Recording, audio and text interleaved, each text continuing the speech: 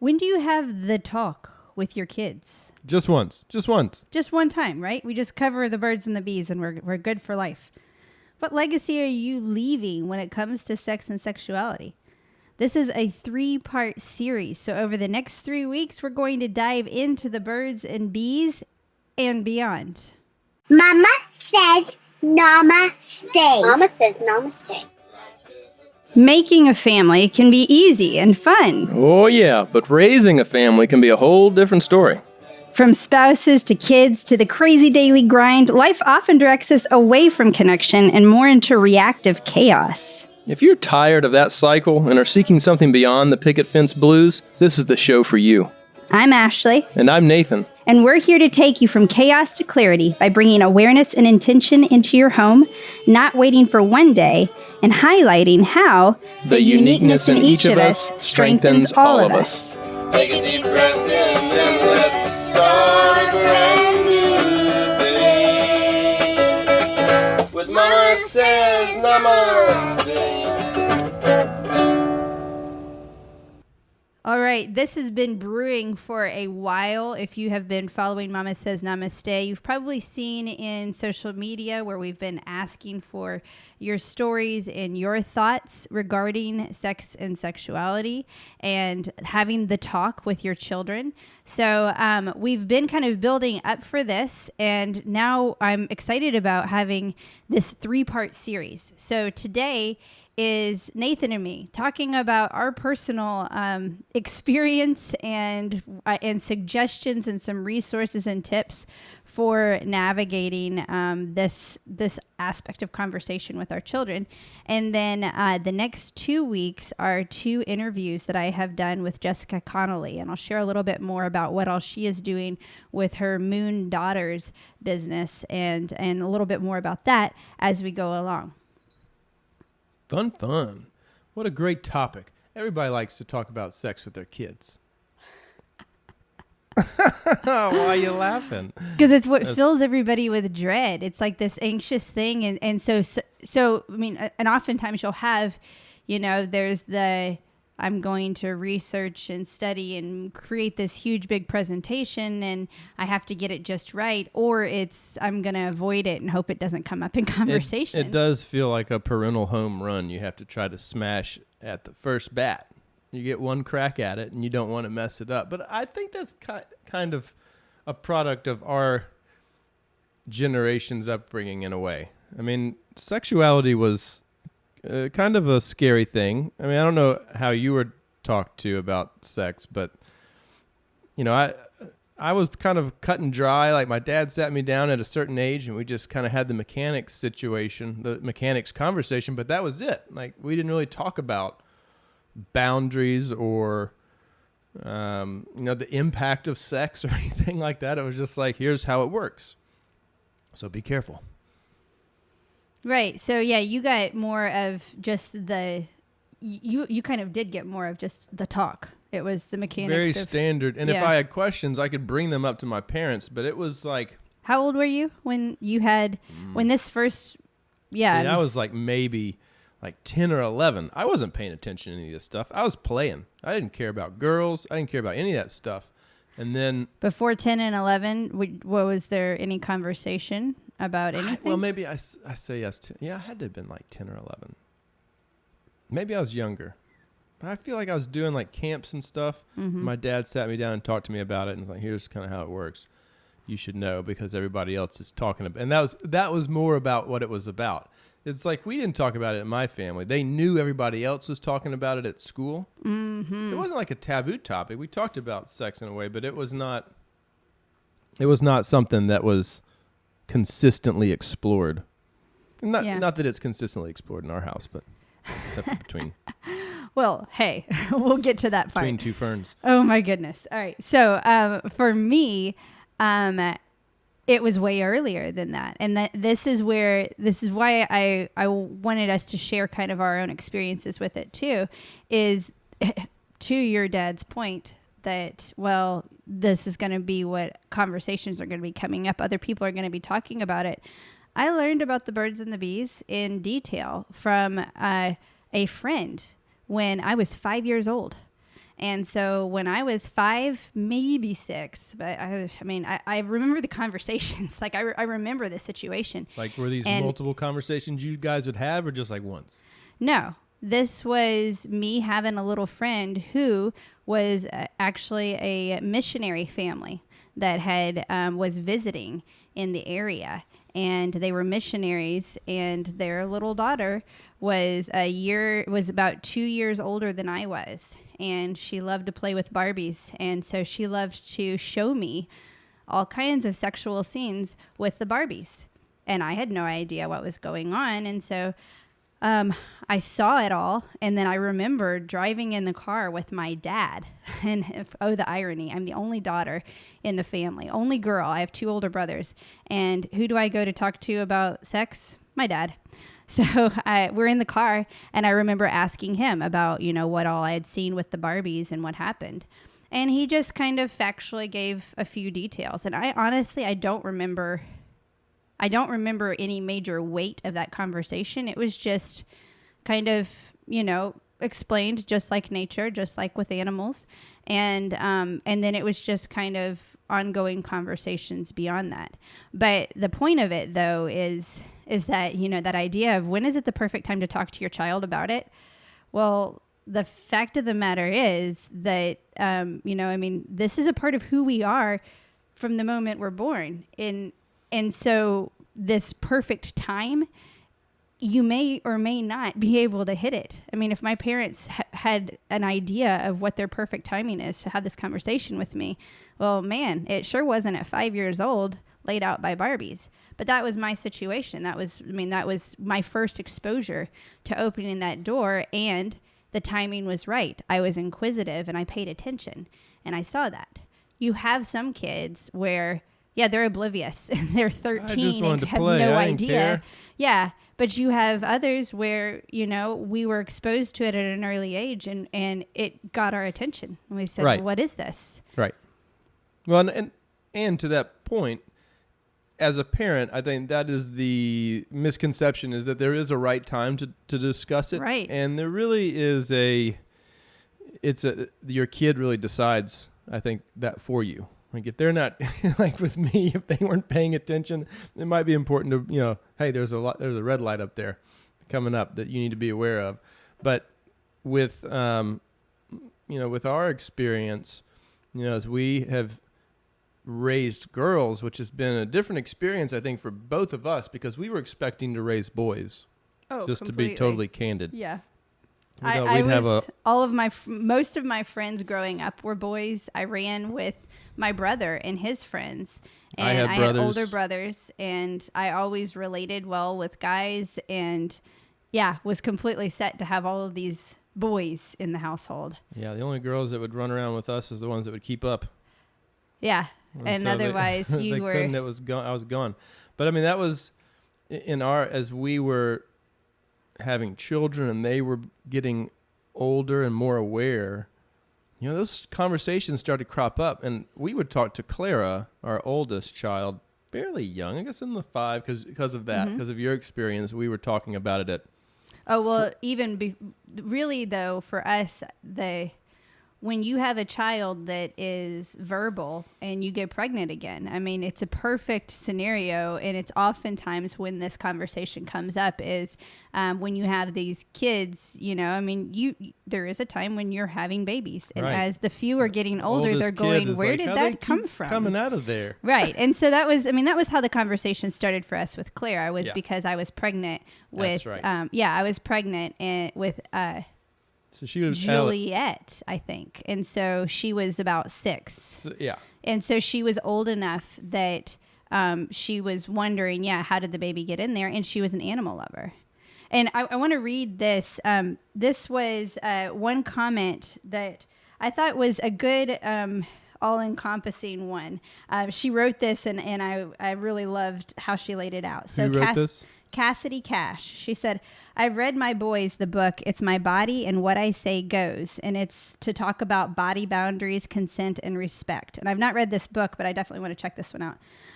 She says they are still pretty young, 11 and 6. So as far as sex and sexuality goes, we have let their curiosity lead and offered age-appropriate but accurate answers to questions like, why is the baby in that lady's tummy? And do people have babies like animals do? They know the correct names for their body parts. They know that men and women have different body parts, and they know that not all couples and families are heterosexual. They know that as they grow, they get hormones that are used for sex. We've taught them about what their body parts are for and tried to prepare them what to expect as they get older, and mostly tried to create an environment where all of these things are normal, ordinary, even boring. I hope to help them know that having questions and seeking answers is good and responsible. We are proud of them for asking. Like when they asked why I have breasts, my then 5-year-old pointed to them and said, what are those? And instead of laughing or acting embarrassed, I just answered him in the same way as if he'd asked me about a new pair of shoes. They are breasts. Women have them. And that's all that was needed then. Later, he asked what they are for, and I told him women use them to feed babies. They found tampons in the bathroom, and I explained what a uterus is, why it bleeds, and that women have a period monthly. A tampon helps women deal with that. It's another bathroom item you don't talk about at the grocery store, but it's a normal private thing, like burping, pooping, or erections. It happens.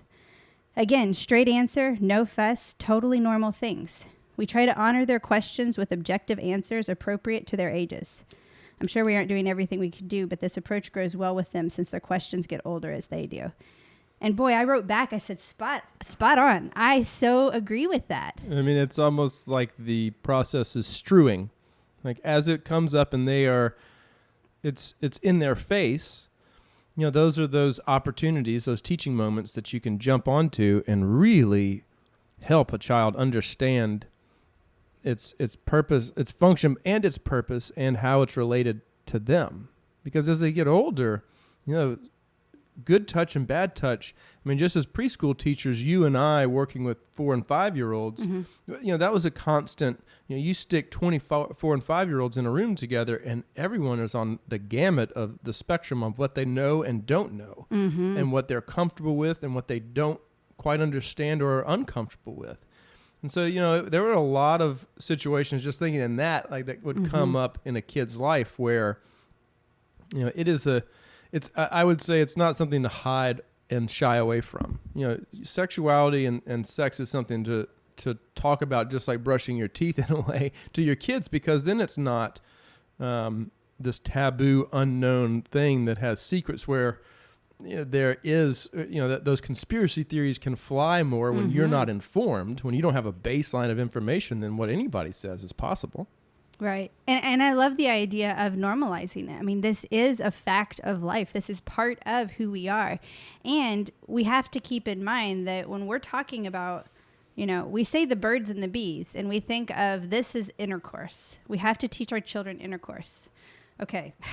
There's so much more than that. I mean, what about dealing with, privacy, safety, self-respect, putting boundaries regarding nudity, talking about sex, touch, dealing with, what is your assigned sex? What is gender identity? What are gender roles that you see around you? What are the names and the functions of all of your body parts, including those that could be deemed as reproductive and those that are not? What does the word sexy mean? How do you protect yourself against unwanted sexual touch and abuse? I mean, what's the meaning of consent? How do you deal with crushes, love, sexy feelings? I mean, all of this is under the all-encompassing, when we say the birds and the bees talk, no wonder we have such weight on it. That's a whole lot of stuff that we're assuming that if we simply talk about intercourse, our kids are covered. Oh, yeah. Well, and that's where the misconception happens, is that, it's not done. And if they are not asking you questions, and it may be important as they're growing up to just bring up certain situations or feelings that they may be, especially in the teenage years, that's another ball of wax. And, this is kind of a compounding thing. So the more you normalize and talk about sexuality, impulse, feeling and response, and the impact that has on the world at a younger age, the easier it is to discuss and understand that, as they get older and they become teenagers, things like the periods and the cramping, these are processes that you move through, and it's that brings it up to another level. But it's not this shock of, okay, now you have your period, we have a lot to explain to you. Right. Let's catch you up. The reason this is happening, well, there's no shock. There's been very few speed bumps of, I didn't know that was out there for our kids. Right. Because we're always kind of chatting and discussing and have an open conversation for questioning. We allow that and support that questioning. Right. We have a no secrets policy and an open door policy when it comes with asking questions in our household. And that doesn't mean that we dump the weight of the world on our children and that we make sure that they know anything and everything. Not at all. But we definitely open that door to them asking. And honestly, there have been times where they have asked a question, and I know that they are not at the maturity level to handle it. And I'll say, you're not ready yet. And I'll say, I want to be honest with you, but this is something that's a little too heavy. That is not your burden to bear. You don't need to carry this right now. I mean, I remember when we were really into all the Broadway music, and Clara was so obsessed with Les Miserables, and she knew every single word, and she so wanted to watch the movie and really experience it, and she started asking questions, and I was like, honey, Probably shouldn't have let you watch this to begin with. Or not watch it. She was listening to it. But no, I mean, I just told her, I said, it's just a heaviness that you don't need to take in right now. Right. And so, yeah, I mean, we kind of navigated through it. And she respected that. She understood, and she still will bring it up. And we still haven't seen it to the point where she says, now that we think she could handle it. Oh, yeah. She's kind of shied away and said, I don't think so. We almost sat down and watched it when she was about 11, and we got to sit down, and I started to feel uncomfortable, and I just shared with her my discomfort. I said, babe, this is heavy. And I was just thinking about the heart-wrenching scene of, Anne Hathaway and just her, the complexity of the scenario in Les Miserables and having to, sell her body for, to take care of her child. And, I was thinking about this and, oh man, honey, I don't know if you need this heaviness. And we sat there and we talked about it. And I hadn't explained every detail, but I had explained, and she knew enough about the movie to know that there was some stuff that was a little over her head and heavy. And she made the decision. She said, you know what? I think I'm going to wait. And she decided to hold back, and she paces her information based on what she's willing to take in at the time. And I mean, I am so grateful for that, and I'm proud of her for trusting her own intuition and her own maturity level. And for her at that point, we would have had, if we had decided to move forward, we would have to catapult through sexuality, desire, explaining the function and the meaning behind all this pain they're trying to portray, which she just had not experienced that yet. And I mean, we've had those conversations with Ellie. Ellie is growing into a woman who is learning about her body and how it works. And we have this discussion with all of our girls, but just the impact that, having body awareness and how you are using your body and moving your body and can, make people feel uncomfortable or bring, mixed messages and things like that. So that's a part of sexuality that is often skipped over by parents. And I think it's really important to discuss this with boys as well. Oh, yeah. Young men need to understand that, sometimes as a young woman is trying to figure these things out, they're not, it's trial by error. And so, that's a lot of responsibility. Right. I remember, having that conversation with Ellie and thinking, I was trying to navigate this. Okay, here I have a child who is really outgoing, really comfortable in her body, A-okay with running around naked in the backyard. And we have neighbors with a little boy who is very interested and who is very conservative with what they are willing to talk to their children about and when. And they were pretty nervous about protecting their children's purity, innocence, and not wanting to do that. And so we had a situation where there was a bit of a show and tell, and it was a completely innocent thing of them showing each other their parts.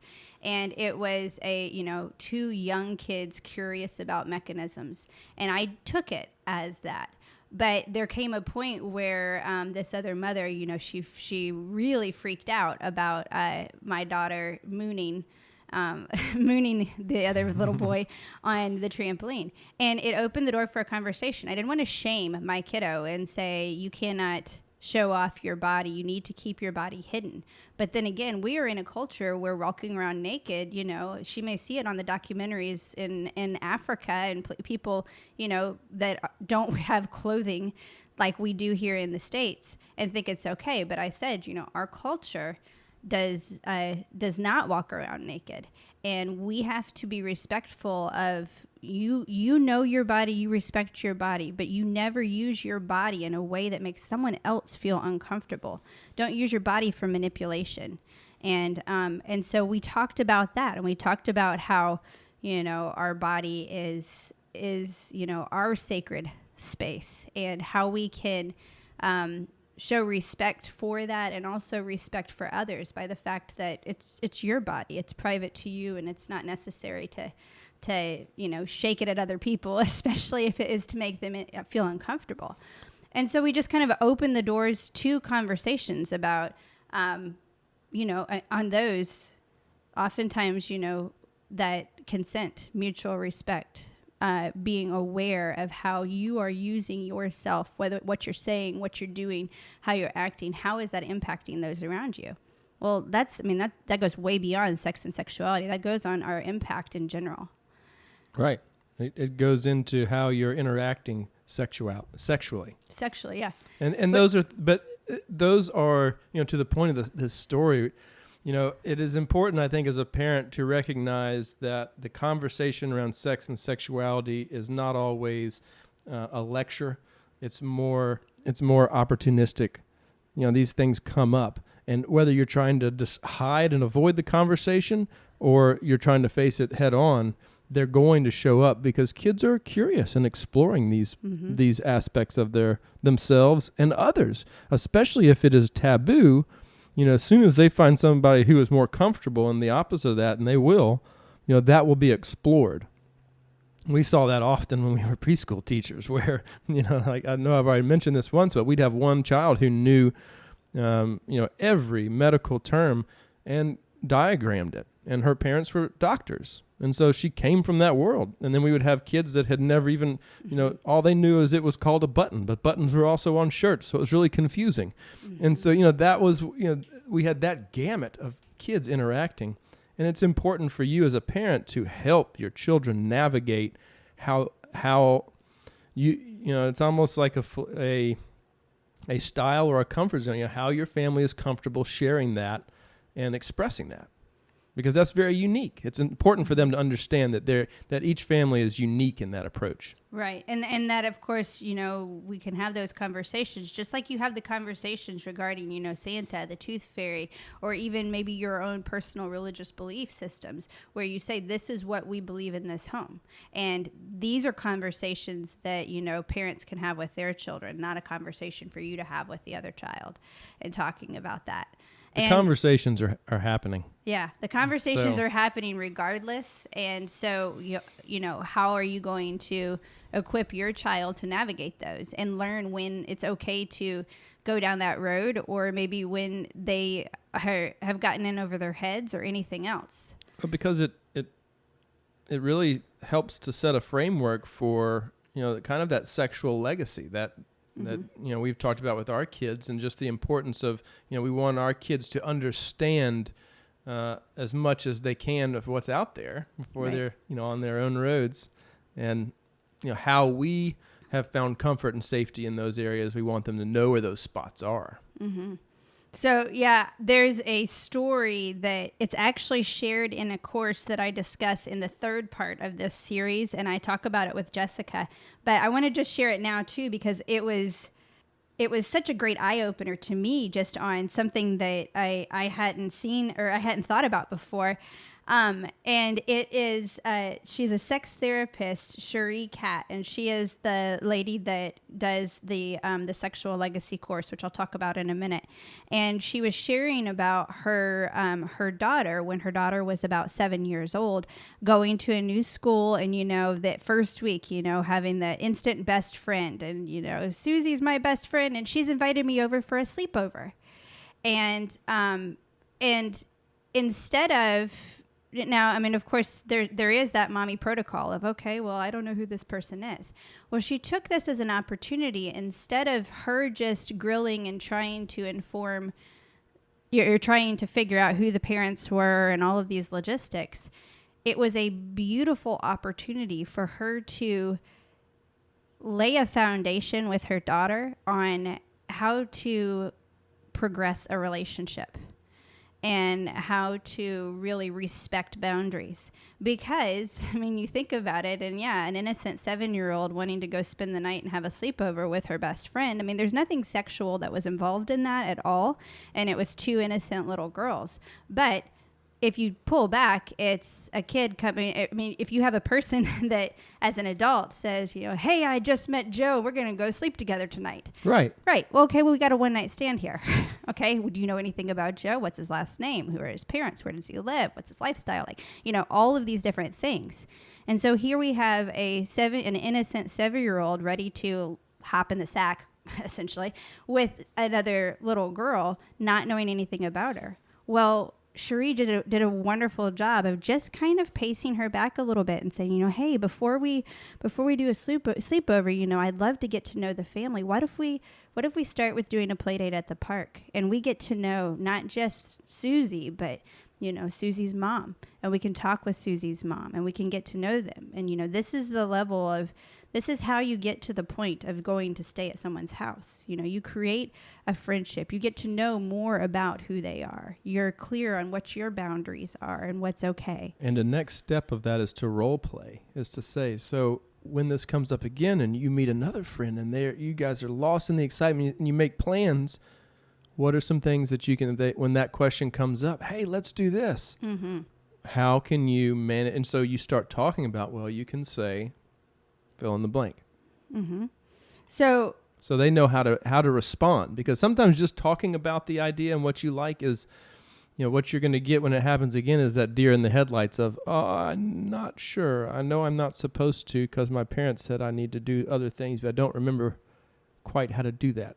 Let me go grab my mommy and see. And so then it becomes this, you know, we don't want anybody to feel awkward or strange, but it allows, you know, it equips your children with the tools and the scripts to respond to life. Because, you know, when I worked at real estate, I hated the idea of scripts, of memorizing a response. But, you know, one of the things they said is we do this in families all the time. We have a basic response for certain things, just period. We have 2 or 3 standard responses. And so help your children with those knee-jerk responses, because it's going to come up again. Right. And the beauty of it is the more that we can prepare ourselves for those and those knee-jerk responses and understanding, oh, okay, well, no, this is the protocol. All right, before I do a sleepover, I'm going to get to know the family. And, you know, God forbid me have a sleepover without knowing the family's whole names. Like, there's some basics that I need to know here.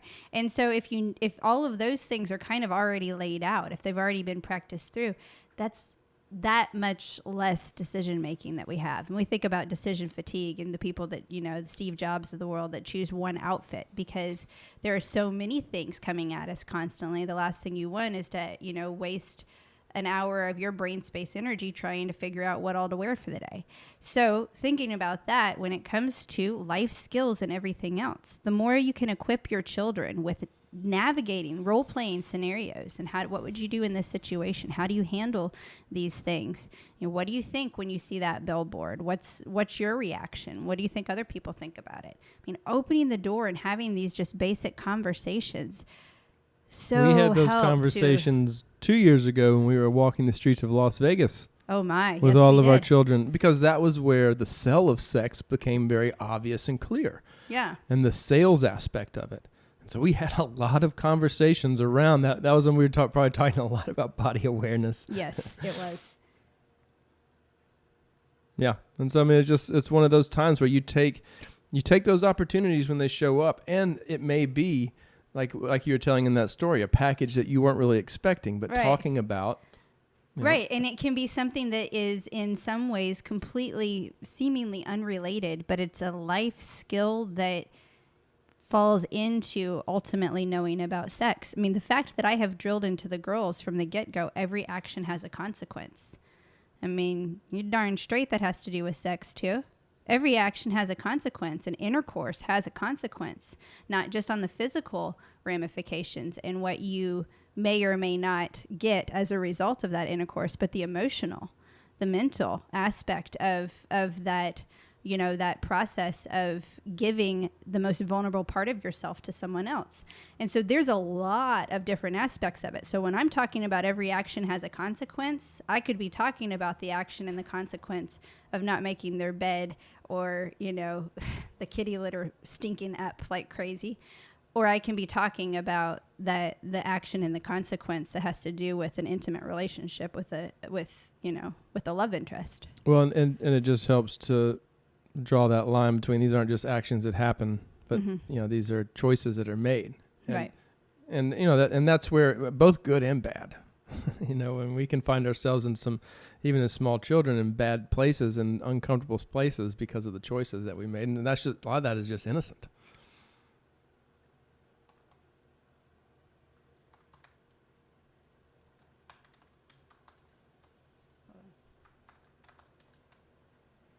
All right, so we've talked a lot about, normalizing the conversation, opening the door to conversation, meeting them where they are, letting them lead the conversation, just like I read about what Cassidy laid out, just being simple. Mommy, what are those? Those are breasts. It may be that nothing else is needed beyond just that. Pace it for where your children are asking, and sometimes that's our biggest thing, is we tend to overload and try to dump it all, and it is way too much for them to navigate.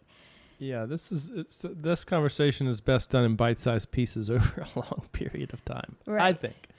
And that being said, sometimes we do look for other resources and other things to help to maybe cover some things. And I know that when I first opened this door of, Clara coming at us at 6 years old, and I knew this was coming because I knew as soon as I got pregnant that this was going to happen, because we also had a kiddo that was so focused on nature and so obsessed with documentaries and everything that, she was seeing, reproduction in animals constantly at this point anyway. So I knew the conversation was there. We were already having it about animals anyway, and I knew it was coming.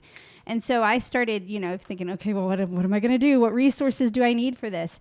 There are some great things out there. I'm not going to say there is one resource that is the end all be all, because this is something that is going to be subjective for your family, your comfort level, your belief systems, as well as, me not wanting to have one book or course or anything else to rely on for your get out of jail free card. This is a life thing of you being a parent and having conversations with your kids.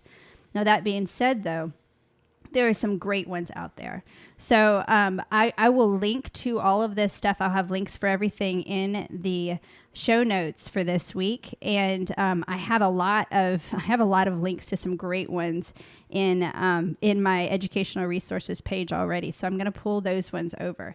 But when it comes to books, I love the It's Not the Stork series, and it's actually a 3-part series. It has It's Not the Stork, which is for ages 4 and up. It has, the next one is It's So Amazing. So It's Not the Stork, a book about girls, boys, babies, bodies, families, and friends, and that's ages 4 and up.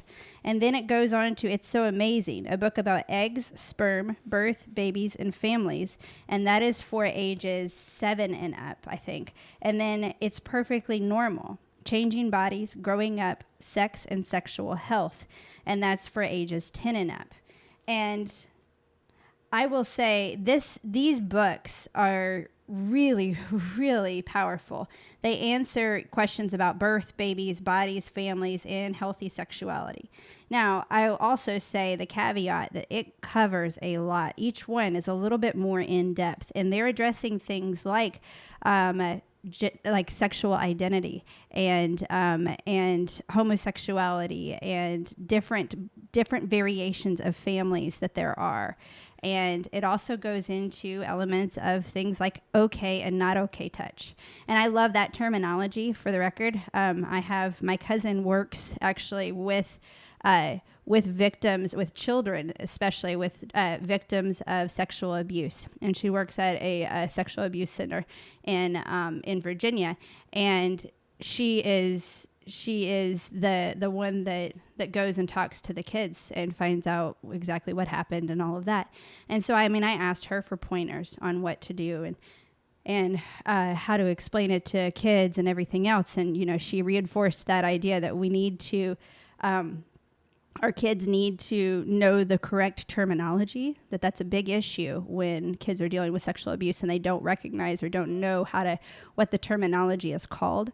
So that's an important aspect of it. And then the other aspect is this idea of good touch and bad touch. And it can be very confusing in a situation of sexual abuse where, quote unquote, bad touch feels good.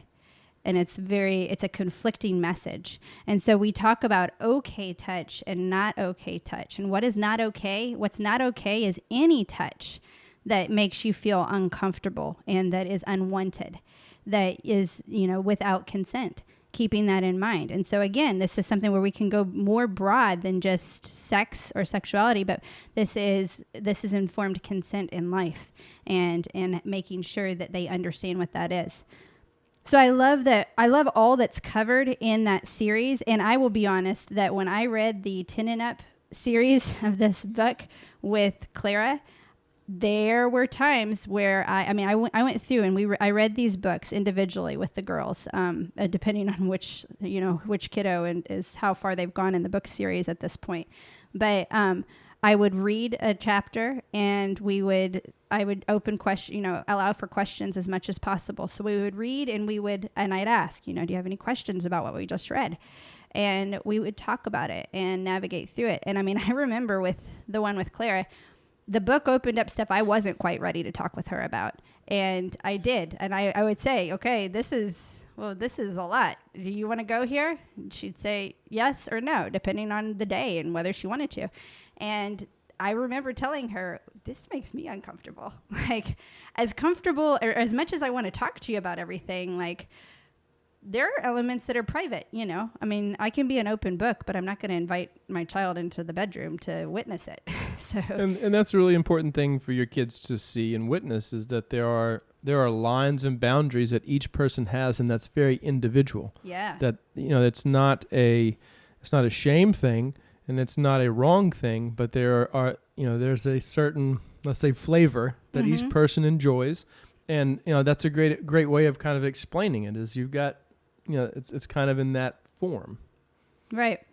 So the It's Not the Stork series is a great one, and I'll have links to that. Some of the other ones that I love, Beautiful Girl is a little illustrated children's book that is it's a very soft introduction to the fact that our female bodies are beautiful and they will change and morph over time, as in getting our periods and everything else.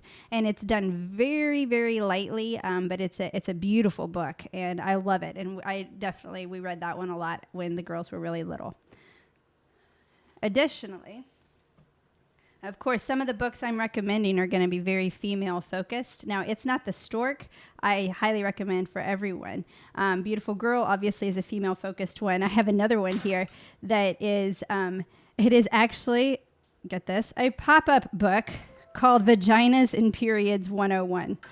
And it is literally a pop-up book, but oh my goodness, is it a powerful one for helping kids, and I say girls, but again, boys need to know about human anatomy in general. And I have found having a husband who actually has made it a point to know and understand female anatomy as much as male anatomy is huge.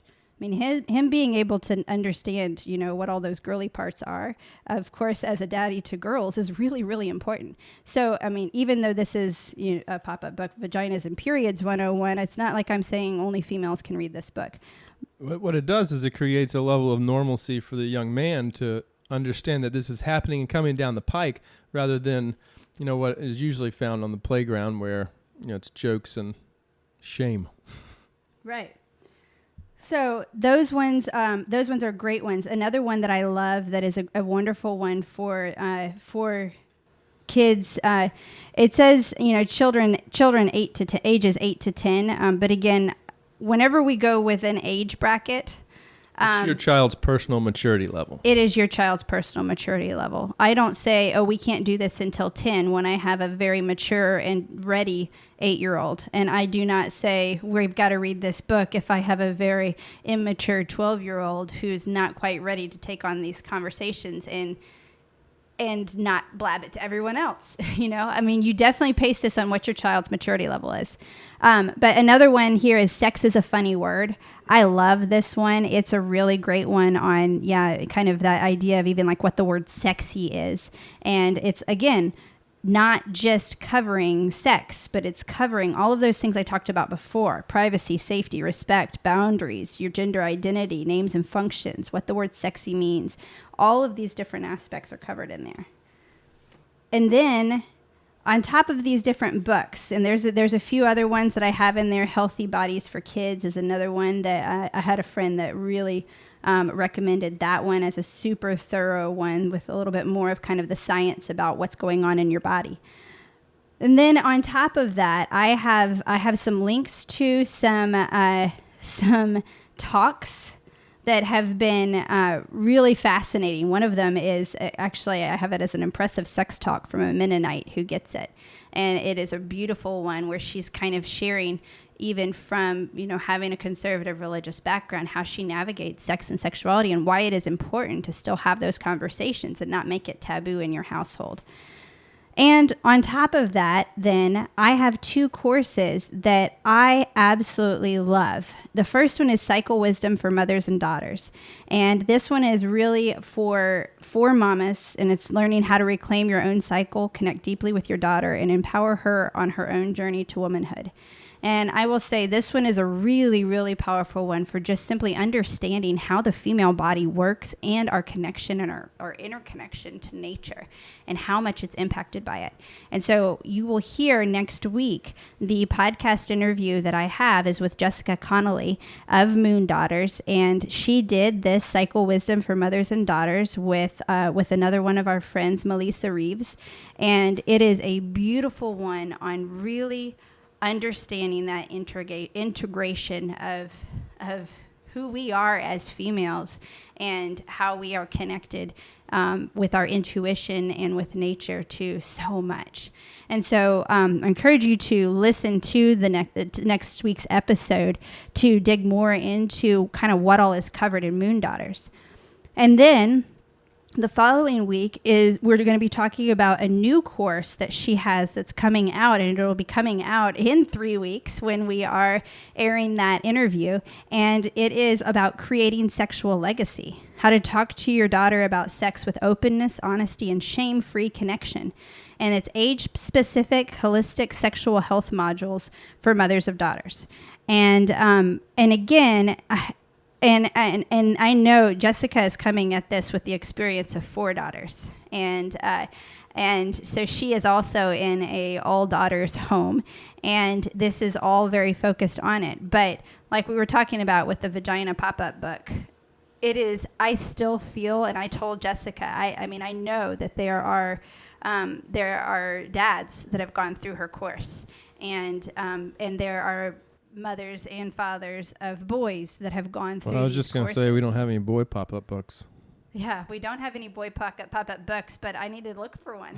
Yeah. Yeah, because I want them to be educated, yes, not just on their bodies, but just, yes, on humanity in general, on understanding who we are as human beings. I mean, our daughter is so excited right now about a medical grade life-size skull that we got where you can open it up and it's, plastic pieces, but you can see all of the different parts of the brain and how it all works. I mean, we're open for that for the whole body, for them to understand anatomy and how it works, not just their bodies, but the male body as well, something that has a few different components and a lot of the same components.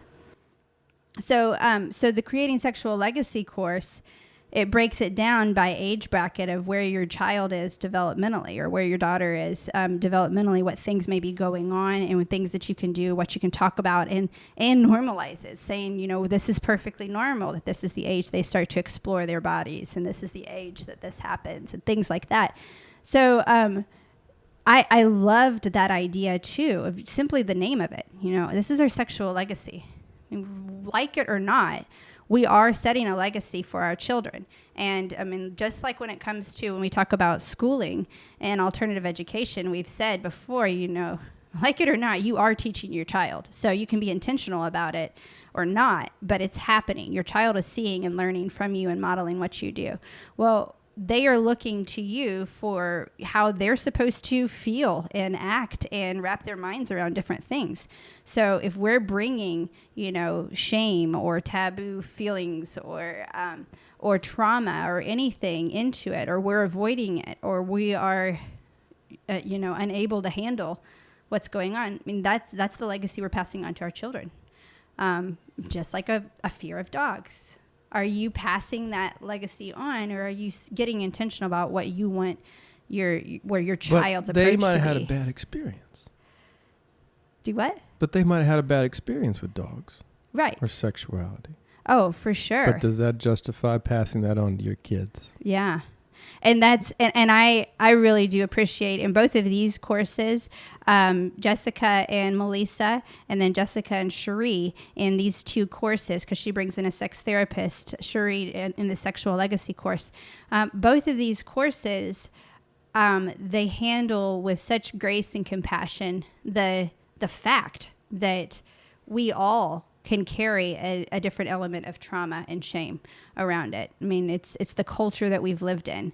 It's all of the information overload that's been thrown at us. And trauma doesn't always have to be some big thing. It doesn't have to be that only those who have dealt with sexual abuse have dealt with. I mean, the trauma can be, you know, the forced hugs of the obnoxious aunt.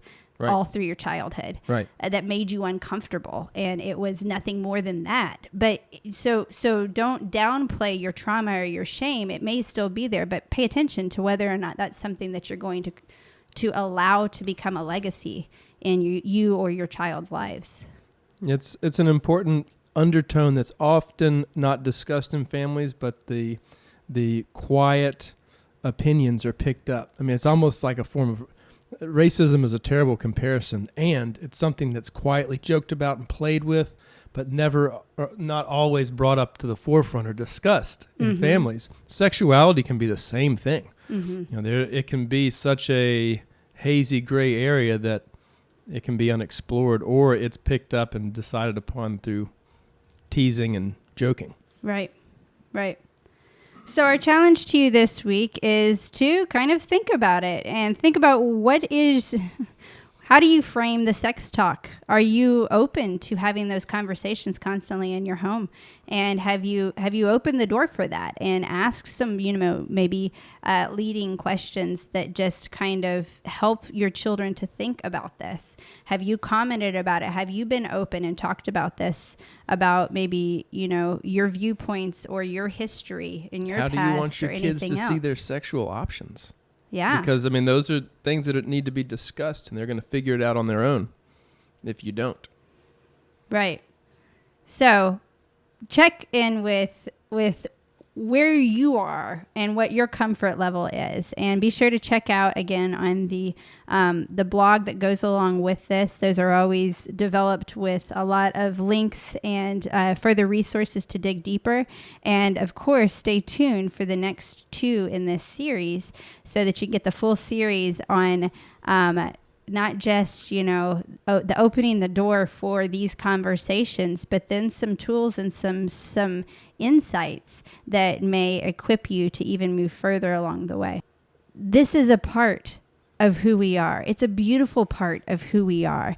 And sex and sexuality is a part of the beautiful creation of human life. And that starts with you as a parent, is to show an example of a healthy, thriving sexual relationship. It doesn't have to be in their face, but they need to be able to know that, you know, this isn't just some thing that happens magically. and recognizing that starts first and foremost without another person. It's your relationship with yourself and your own body.